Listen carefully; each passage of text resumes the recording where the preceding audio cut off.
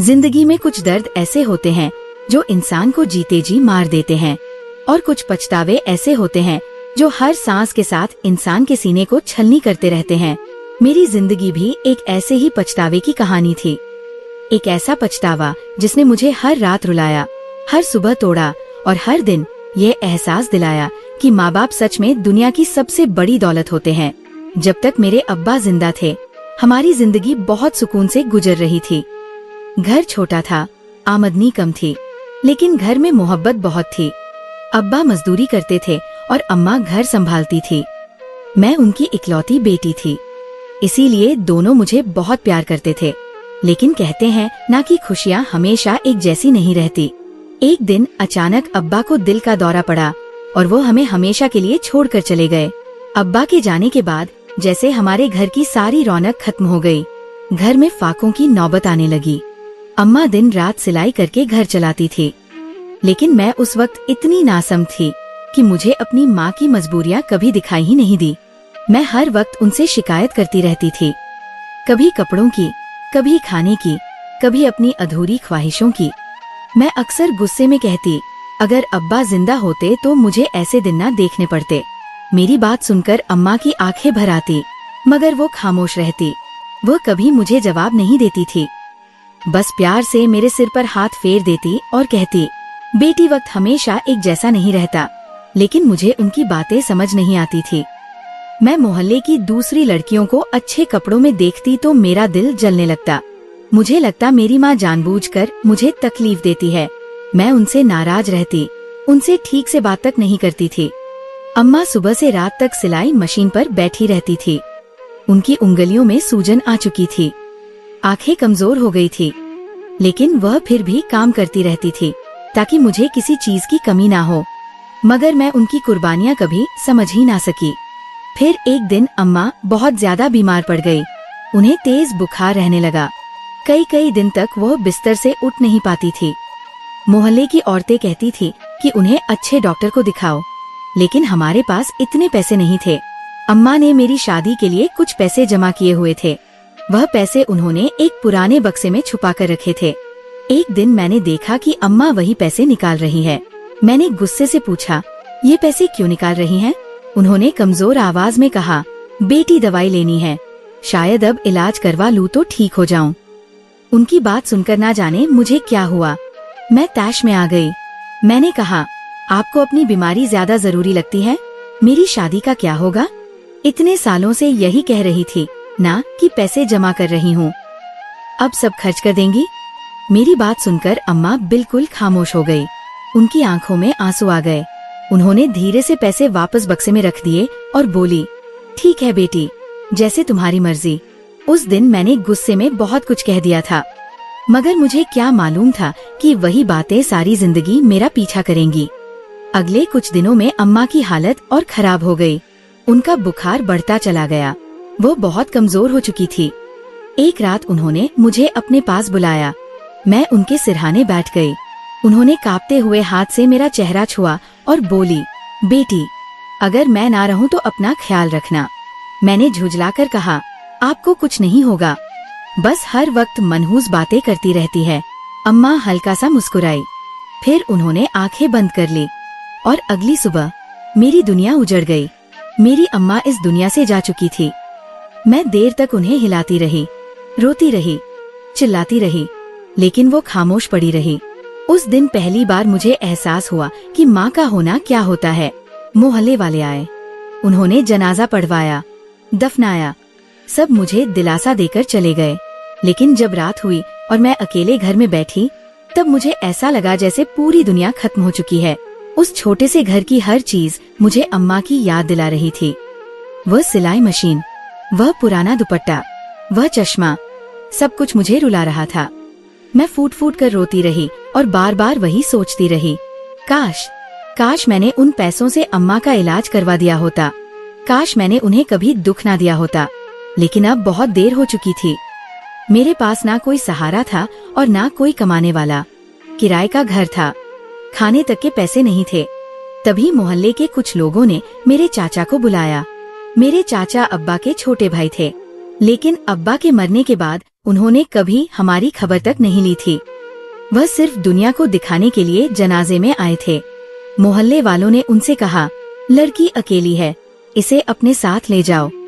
चाचा पहले तो आनाकानी करते रहे, मगर लोगों के दबाव की वजह से वह मुझे अपने साथ ले जाने पर मजबूर हो गए। मैंने अपना थोड़ा सा सामान उठाया और वह बक्सा भी अपने साथ रख लिया, जिसमें अम्मा के जमा किए हुए पैसे थे। जब मैं उस घर से निकल रही थी तो बार बार पीछे मुड़कर देख रही थी। ऐसा लग रहा था जैसे मैं अपने माँ बाप की आखिरी निशानी भी छोड़कर जा रही हूँ। मगर मुझे क्या मालूम था कि असली दुख तो अब शुरू होने वाला था।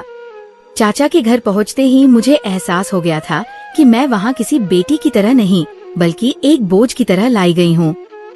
चाची ने दरवाजा खोला तो उनके चेहरे पर जरा सी भी मोहब्बत नहीं थी।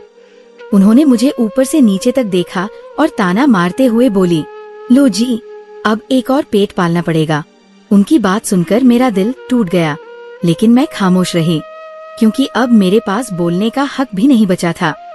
चाचा ने मेरा सामान कमरे के एक कोने में रख दिया और कहने लगे, कुछ दिन यहीं रहो, फिर देखते हैं क्या करना है। मैं समझ गई थी कि इस घर में मेरी कोई अपनी जगह नहीं है। पहले ही दिन से चाची ने मुझे घर के सारे कामों में लगा दिया। सुबह अंधेरा रहते मुझे उठा दिया जाता। पूरे घर की सफाई, बर्तन धोना, कपड़े धोना, खाना बनाना, बच्चों को संभालना, सब कुछ मेरे जिम्मे था। अगर जरा सी भी देर हो जाती तो चाची चीखना शुरू कर देती। मैंने जिंदगी में कभी इतना काम नहीं किया था, क्योंकि मेरी अम्मा ने मुझे हमेशा बहुत प्यार से रखा था। वो खुद तकलीफ सह लेती थी, मगर मुझे कभी काम नहीं करने देती थी। लेकिन अब हर दिन ऐसा लगता था जैसे मैं किसी जेल में कैद हूँ। चाची हर वक्त मुझे ताने देती रहती, मुफ्त की रोटियां तोड़ने आई है, तेरी माँ ने तुझे कुछ नहीं सिखाया, हमारे सिर पर आफत बनकर बैठ गई है। उनकी बातें मेरे दिल में तीर की तरह चुभती थी। रात को जब सब सो जाते तो मैं चुपके से रोती रहती। फिर वह बक्सा खोलती जिसमें अम्मा के जमा किए हुए पैसे रखे थे। उन पैसों को देखकर मेरा दिल और ज्यादा रोने लगता। मैं सोचती, अगर मैंने इन्हीं पैसों से अम्मा का इलाज करवा दिया होता तो शायद आज वह मेरे साथ होती। शायद मुझे इस तरह लोगों के जुल्म न सहने पड़ते। एक दिन मैं रसोई में काम कर रही थी कि अचानक मेरे हाथ से कांच का गिलास टूट गया। आवाज सुनते ही चाची गुस्से में दौड़ी चली आई। आते ही उन्होंने मेरे गाल पर जोरदार थप्पड़ मारा। निकम्मी लड़की, हर चीज तोड़ देती है। फिर उन्होंने डंडा उठाकर मुझे मारना शुरू कर दिया। मैं दर्द से रोती रही, मगर उन्हें मुझ पर जरा भी रहम नहीं आया। उस रात मेरा पूरा शरीर दर्द से नीला पड़ चुका था। मैं कमरे में बैठी बहुत देर तक रोती रही और बार बार अपनी माँ को याद करती रही। धीरे धीरे वक्त गुजरने लगा। मैं उस घर में नौकरानी बनकर रह गई थी। लेकिन असली मुसीबत तब शुरू हुई जब चाचा के बड़े बेटे सलीम की नजर मुझ पर खराब हो गई। पहले वह मुझे अजीब नजरों से देखता था, फिर बहाने से मेरे करीब आने लगा। कभी रसोई में आकर खड़ा हो जाता, कभी पानी मांगने के बहाने मेरा हाथ पकड़ने की कोशिश करता। उसकी नजरों से मुझे डर लगने लगा था। मैं उससे बचने की कोशिश करती, मगर वह दिन ब दिन बेहया होता जा रहा था। एक रात मैं अपने कमरे में सो रही थी कि अचानक दरवाजे पर आहट हुई। मेरी आँख खुल गई। मैंने देखा कोई धीरे धीरे दरवाजा खोलने की कोशिश कर रहा है। मेरा दिल जोर जोर से धड़कने लगा। मैंने डरते हुए पूछा, कौन है? बाहर से सलीम की आवाज आई, दरवाजा खोलो, मुझे तुमसे बात करनी है। उसकी आवाज सुनकर मेरी रूह कांप गई। मैंने फौरन दरवाजे की कुंडी मजबूती से पकड़ ली।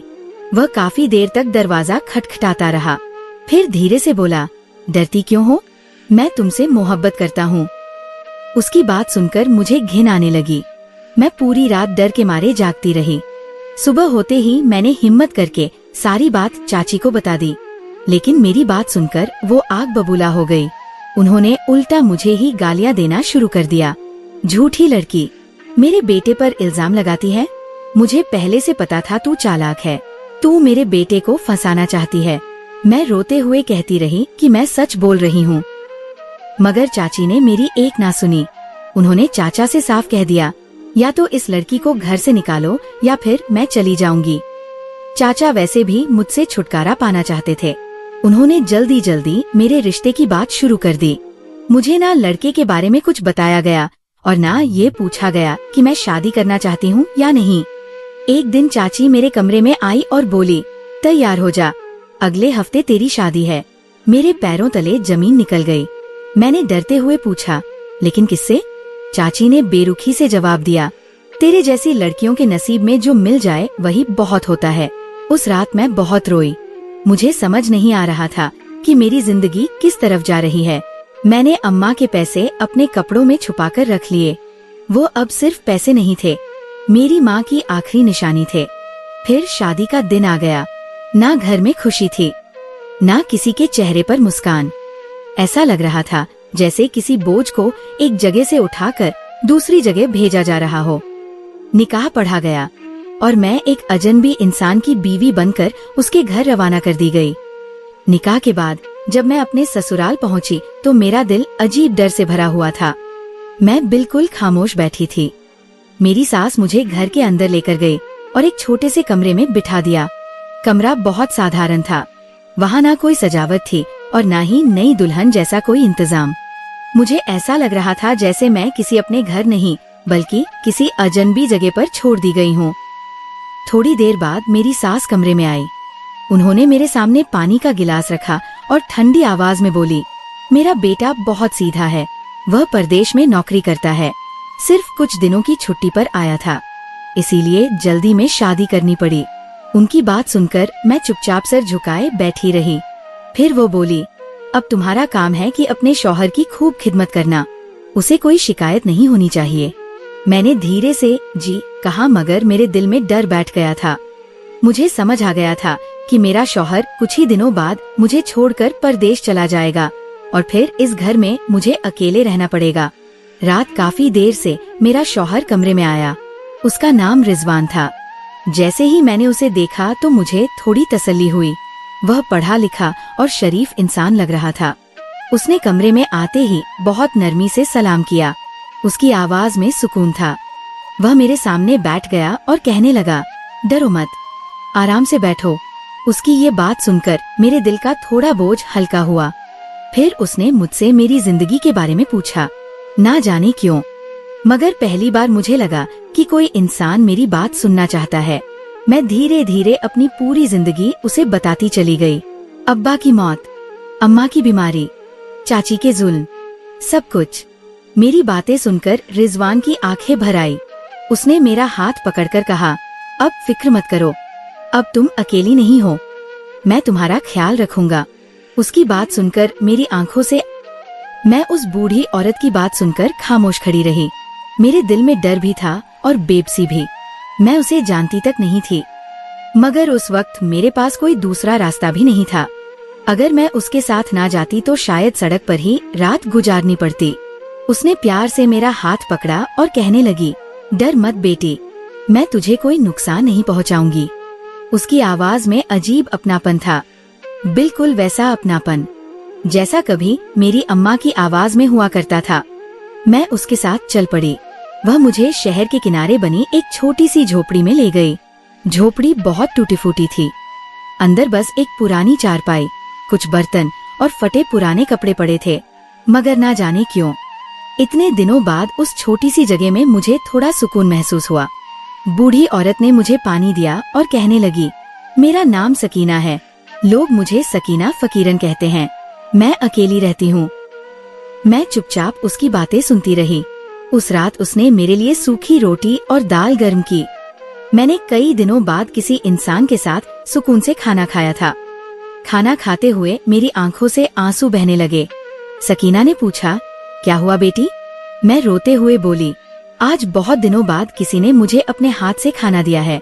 मेरी बात सुनकर उसने प्यार से मेरे सिर पर हाथ फेरा। उस पल मुझे अपनी माँ बहुत याद आई। धीरे धीरे दिन गुजरने लगे। मैं उसी झोपड़ी में रहने लगी। सकीना सुबह भीख मांगने जाती और शाम को वापस आ जाती। वह बहुत बूढ़ी हो चुकी थी। चलने में भी उसे तकलीफ होती थी। एक दिन मैंने उससे कहा, अम्मा, आप अब बाहर मत जाया करें, आपकी तबीयत खराब हो जाती है। मेरी बात सुनकर वो मुस्कुरा दी। फिर बोली, अगर मैं ना जाऊं तो खाएंगे क्या बेटी? उसकी बात सुनकर मैं खामोश हो गई। कुछ दिनों बाद सकीना की तबीयत बहुत ज्यादा खराब हो गई। उसे तेज बुखार रहने लगा। अब वो उठकर बाहर भी नहीं जा पाती थी। झोपड़ी में खाने तक का सामान खत्म होने लगा। मैं पूरी रात सोचती रही कि क्या करूं। फिर अगली सुबह मैंने पुराना सा दुपट्टा ओढ़ा और पहली बार सड़क पर जाकर बैठ गई। उस दिन मेरी रूह कांप रही थी। मुझे बहुत शर्म आ रही थी। मैं एक शरीफ घर की लड़की थी। कभी सोच भी नहीं सकती थी कि जिंदगी मुझे इस मोड़ पर ले आएगी। मैं सड़क किनारे सिर झुकाकर बैठ गई। मेरे सामने एक पुराना कपड़ा बिछा हुआ था। मैं किसी से कुछ मांग नहीं रही थी, बस खामोश बैठी थी। लोग आते, कुछ सिक्के डालकर चले जाते। उस दिन जब शाम को मैं वापस झोपड़ी में आई तो मेरे हाथ कांप रहे थे। मुझे ऐसा लग रहा था जैसे मैं खुद अपनी नजरों में गिर गई हूँ।